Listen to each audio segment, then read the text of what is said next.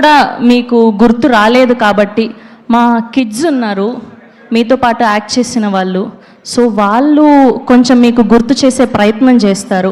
At least వాళ్ళు కూడా at least వాళ్ళని చూస్తే అన్న మీకు ఏమైనా గుర్తొస్తుందేమో. అమ్మ పిల్లలు రండమ్మా, మీ స్కేల్ లేవి, మీరేరి రండి, మీ అన్నకు గుర్తు చేయండి. అవును, ఈసారైనా గుర్తొస్తుందో లేదో. మైకులు ఇచ్చారమ్మా మీకు, అటు మిడిల్కి రండి, మిడిల్కి.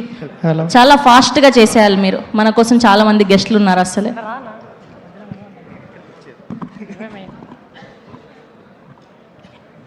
అది ఏం చేయబోతున్నారు ఇప్పుడు? మీరు మర్చిపోయి మళ్ళీ గుర్తు చేద్దామని వచ్చాం. ఇంతకీ మీరంతా ఎవరు? మేము నీ ఫ్రెండ్సే, కానీ చిన్నప్పుడు. నా ఫ్రెండ్సే కానీ చిన్నప్పుడు చిన్నగా ఉండిపోయారా?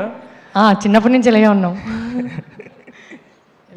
ఇతనేంటి ఏదో పుస్తకం పట్టుకొచ్చాడు? అబద్ధంగా మర్చిపోయాను. ఏం చేయబోతున్నావు? నాన్న మైక్ తీసుకో. ఏం చేయబోతున్నావు? అదెందుకు తీసుకొచ్చావు? ఇది గుర్తుందా? అది గుర్తుంది. చిన్నప్పుడు మోస్ట్ యూస్లెస్ థింగ్ ఏదంటే ఇదే కదా. కదా, కానీ ఒకడు ఎక్కువ తక్కువ చేస్తే ఆడి ముడ్డిలో పొడిచాం, గుర్తుందా? ఈ నిజంగా స్కూల్ స్టూడెంటేనా? అవును, అప్పట్లో అలా వైలెంట్ గానే ఉండేవారు. మీరు తెలుసా? చేస్తా అంటున్నాడు. పొడిచింది నువ్వే కదా ఆ రోజు. పాపం 2 రోజులు రివెంజా? రాలేదు. ఒక్క నిమిషం ఉండు, నీకేం అర్థం కాదు.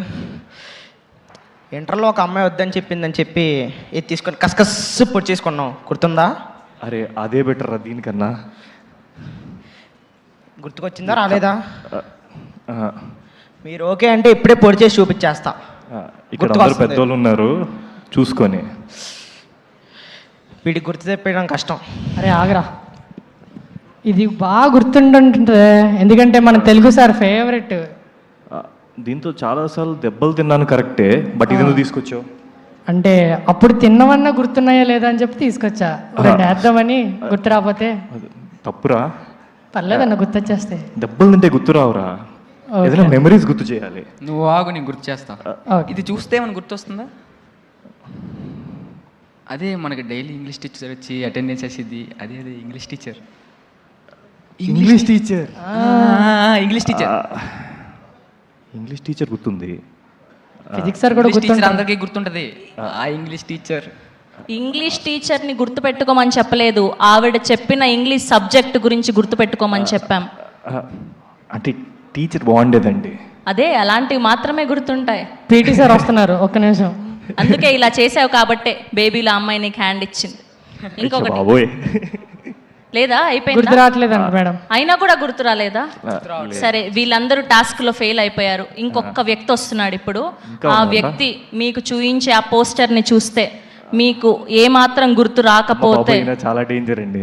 అంటే ఇన్ని ప్రయత్నాలు చేసినా గుర్తు రాలేదంటే ఇది గుర్తు వస్తుంది, ఖచ్చితంగా వస్తుంది. ప్రపంచవ్యాప్తంగా అందరికీ గుర్తొస్తుంది అది చూస్తే. ఏంటండి? ఏయ్, ఈ పోస్టర్ రా, ఈ రక్తాలు చిందించాం రా ఈ పోస్టర్ గురించి. పోస్టర్ గుర్తుంది, పోస్టర్లో ఉన్న వాళ్ళు గుర్తున్నారు, అఫ్ కోర్స్ గుర్తుంటారు. బట్ గుర్తొచ్చిందా? నడుం సీన్ గుర్తొచ్చిందా?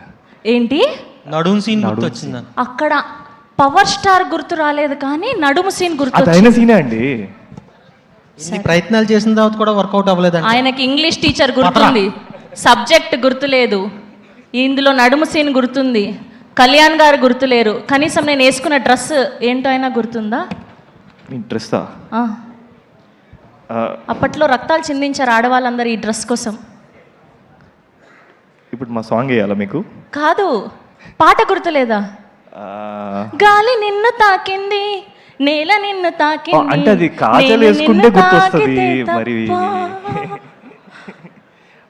చెప్పండి, ఎవరికైనా గుర్తొచ్చిందా?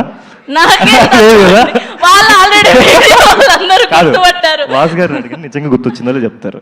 వాసు గారు మీకు గుర్తు రాలేదా? మీరు పరువు తీయకండి.